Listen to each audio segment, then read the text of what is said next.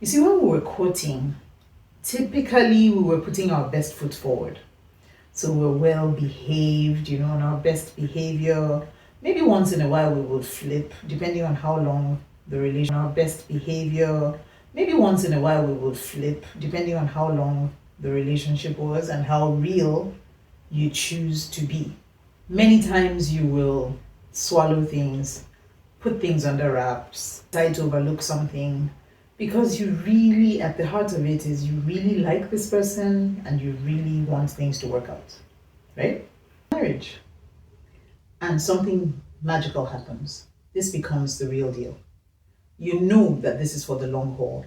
This is not some temporary thing we're doing. One of the things that happens is psychologically you cease to feel the need to pretend.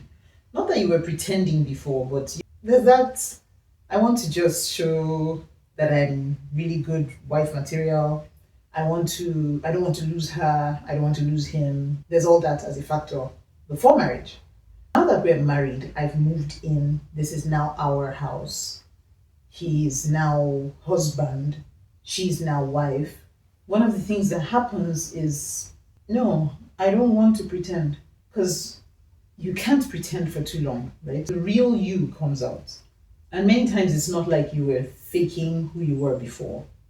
It's just that now you have no reason to hide who you are. You do want to be fully disclosed. You want full disclosure. You want full acceptance and understanding. And the only way that can happen is to really fully be you, right? And welcome to my YouTube channel. If this is your first time here, make sure you subscribe and hit the notification bell so you always get notified when something new comes up on my channel. In being you, there are some shockers because that's not how you were before, right? You find a lot of people saying, you've changed. And even the best of us change. But that change is because girlfriend is not wife. Boyfriend is not husband. And when you are boyfriend and when you are girlfriend, you've not even met the husband or wife in you. Even you will discover yourself a bit more. First, I want to say, please have some clear guidelines, clear principles, values that you hold dear, and discuss those during courtship.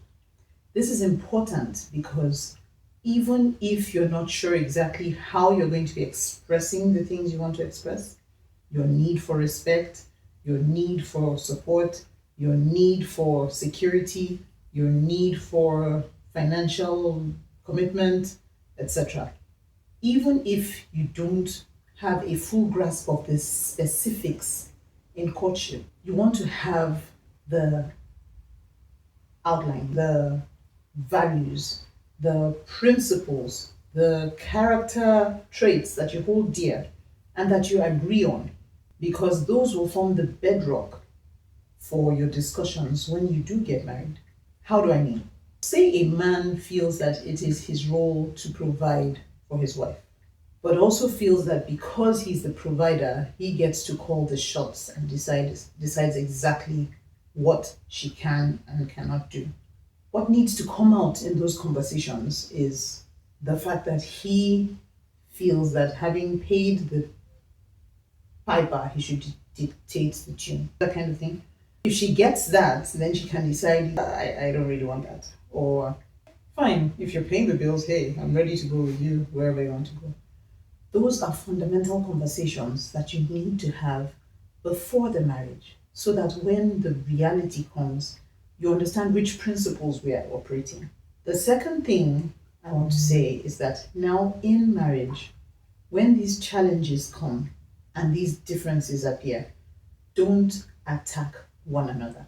One major victory that we had early when we were quoting that we didn't even realize was God guiding us was that we decided that whatever came, we didn't know what was going to be ahead of us.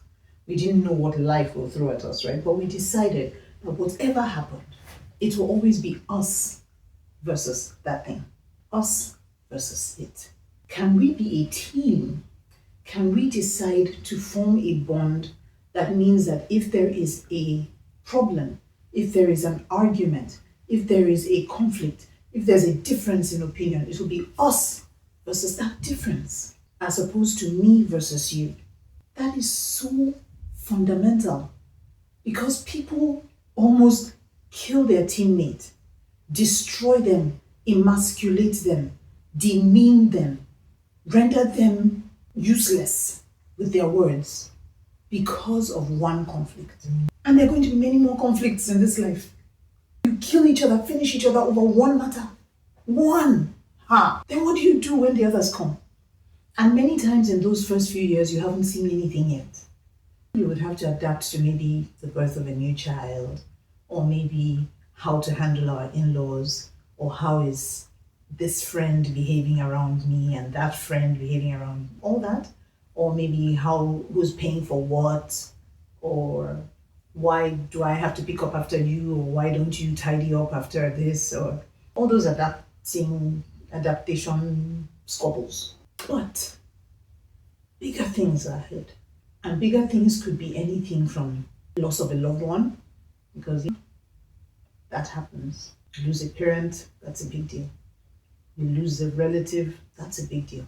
Sickness, what about bigger bills to pay? What about financial troubles, unexpected financial troubles?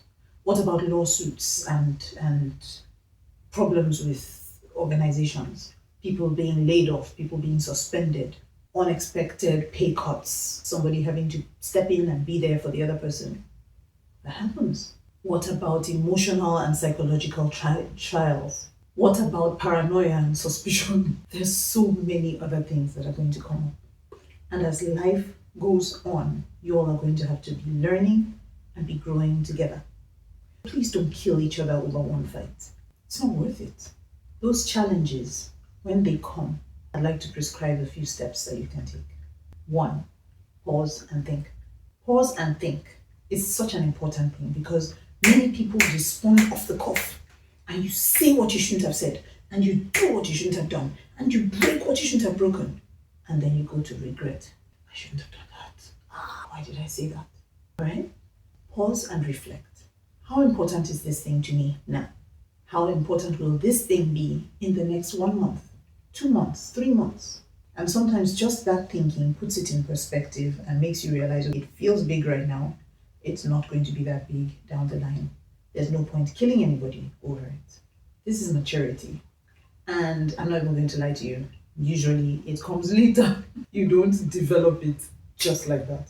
But I think it helps to hear it, to hear that that's a possible way to handle things, because many of us are programmed to respond a certain way. If you were raised in a house where mom and dad shouted at each other, "Hey, what kind of nonsense is this? Wicked woman, foolish man, idiot." If that was your home, that would probably be your natural tendency when there's conflict. If on the other hand, yours was a home where people shut down, whenever there was a problem, nobody was talking to one another, everywhere felt tense and strange, and people were dropping monosyllables, and you hated it, or you find yourself inclined to do it, that's probably what you're going to do. That's probably how you're going to handle conflict in your own home. Now, what happens if one person is a shouter and the other is a shutdowner? That's going to feel like oppression, because I'm not saying anything and all you're doing is barking. Do you see? All those differences are going to be a factor. Here's another step I would like you to take. In peacetime, talk about conflict resolution. Talk about it. How can we handle it when we have differences in opinion? Why does it offend you so much when I tell you how I feel? You find out the other person feels it's not what you say, it's how you said it.